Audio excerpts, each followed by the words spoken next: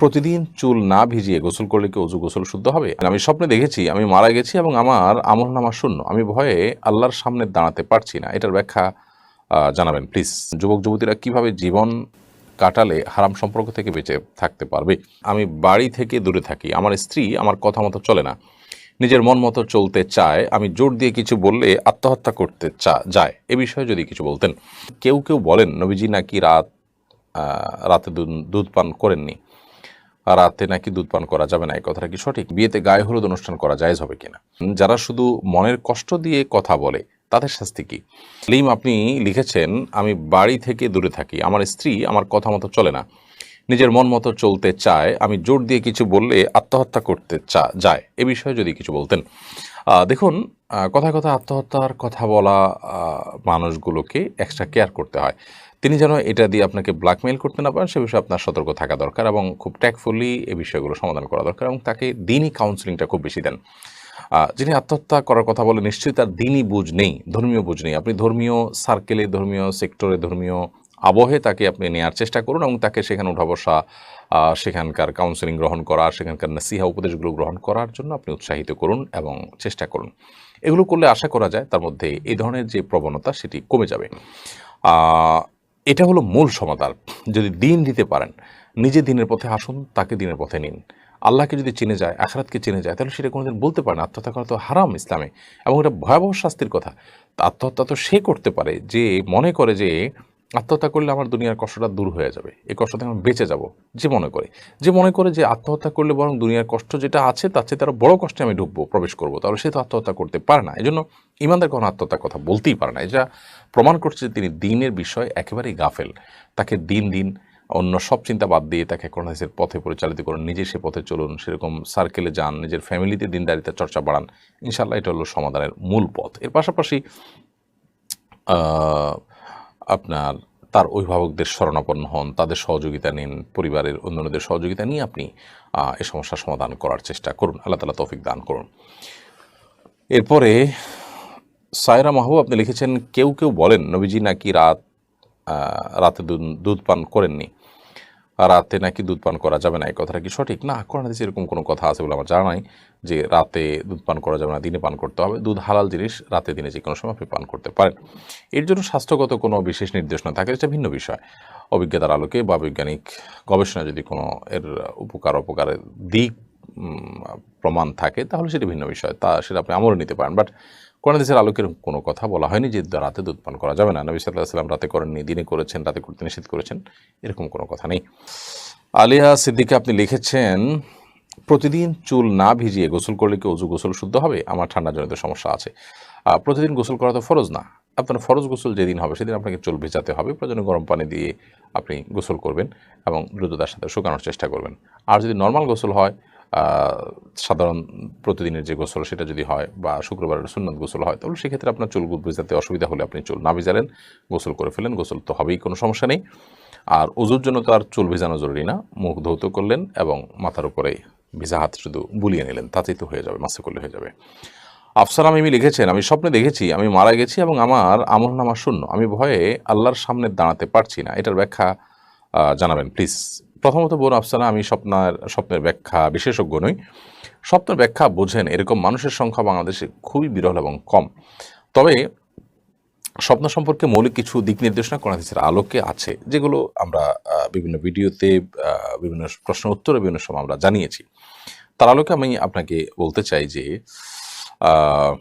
আপনার কাছে কোনো আমল, কোনো স্বপ্ন দেখার পর যদি ভয় কাজ করে, মনে হচ্ছে যে আপনি ভীত সন্ত্রস্ত হয়েছেন এবং আপনি এটার কোনো ক্ষতিকর দিকে ইঙ্গিত হচ্ছে, তাহলে সেক্ষেত্রে আপনি আল্লাহর কাছে ইস্তেগফার করবেন, এর ক্ষতি থেকে বাঁচার চেষ্টা করুন এবং দুর্বলতাকে কাটিয়ে ওঠার চেষ্টা করবেন। আমলনামা শূন্য দেখেছেন, আপনার কাছে এটার কারণে যদি ভয় মনে হয়, আপনি এখন তওবা নাসুহা করে আপনার আমলনামাকে সমৃদ্ধ করার, রিচ করার প্রচেষ্টা আপনি অব্যাহত রাখুন।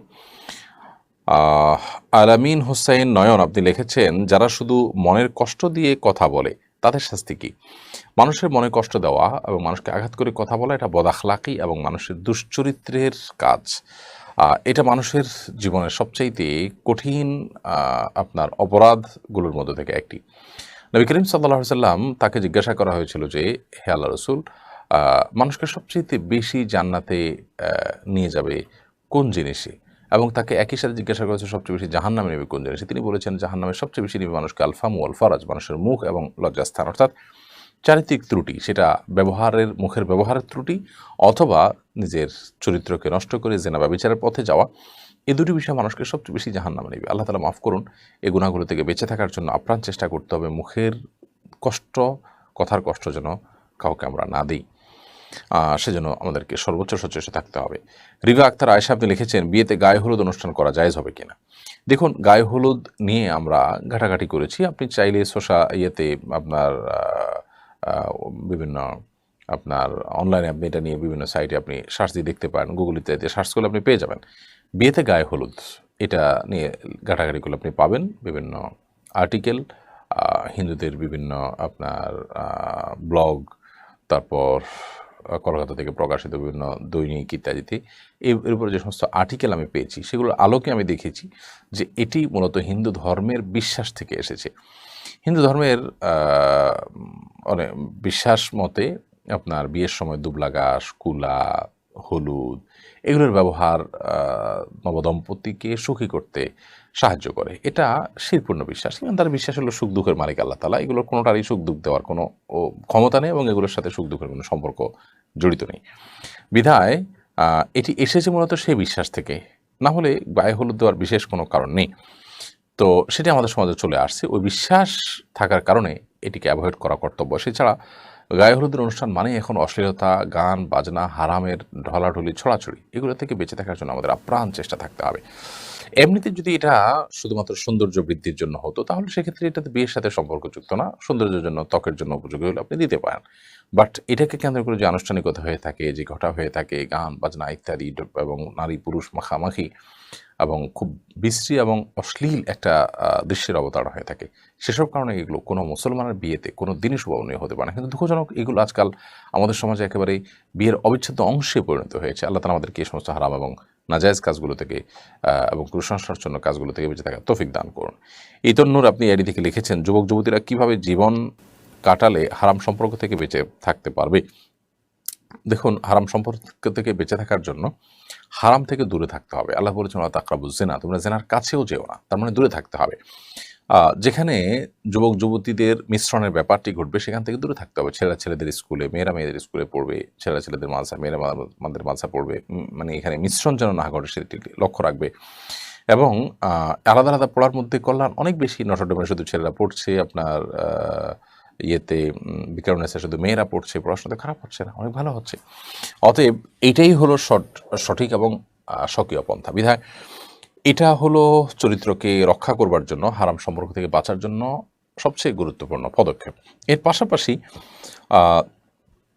সোশ্যাল মিডিয়া ইত্যাদিতেও যাতে মেয়েদেরকে মানে একান্ত প্রয়োজন না হলে বন্ধু তালিকায় না আনা, মাহারাম না হলে গায়রে মাহারামদের সাথে চ্যাটিং না করা, তাদের আইডিতে না যাওয়া, তাদের পোস্ট ইত্যাদি রিঅ্যাক্ট ইত্যাদি না করা, এগুলোকে অ্যাভয়েড করা। অর্থাৎ ওই যে বলেছি, হারাম থেকে, জেনা থেকে যত দূরে থাকা যাবে তত আপনি গুনাহ থেকে বাঁচাটা সহজ হবে।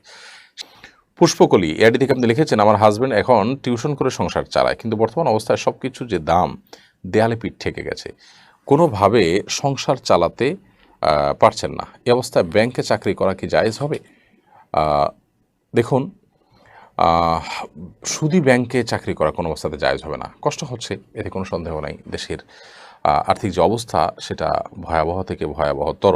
তো এরকম পরিস্থিতিতে আমরা সবরের সর্বোচ্চ পরাকাষ্ঠা প্রদর্শন করব, নিজেদের ব্যয় ভারকে কমানোর যত রাস্তা আছে সবগুলো অবলম্বন করব। তারপরও হারামের দিকে আমরা যাব না, কারণ দুনিয়ার জীবনটা পার করার পর তো আমাকে আল্লাহর সামনে দাঁড়াতে হবে। জান্নাত অথবা জাহান্নাম যে কোনো একটা পরিণতিতে আমাকে তো অবশ্যই যেতে হবে। অতএব আমি সুদের বিনিময়ে যদি জাহান্নামকে বেছে নিতে হয়, সেটা অবশ্যই আমার জন্য খুব করুণ পরিণতির কথা, করুণ দৃশ্যের কথা, সে খুবই বাজে ঠিকানার কথা। বিধায় সেটাকে কোনো মানুষ গ্রহণ করতে পারে না। বিধায় সর্বোচ্চ চেষ্টা করে হলে হারাম থেকে আপনাকে বেঁচে থাকার চেষ্টা করতে হবে।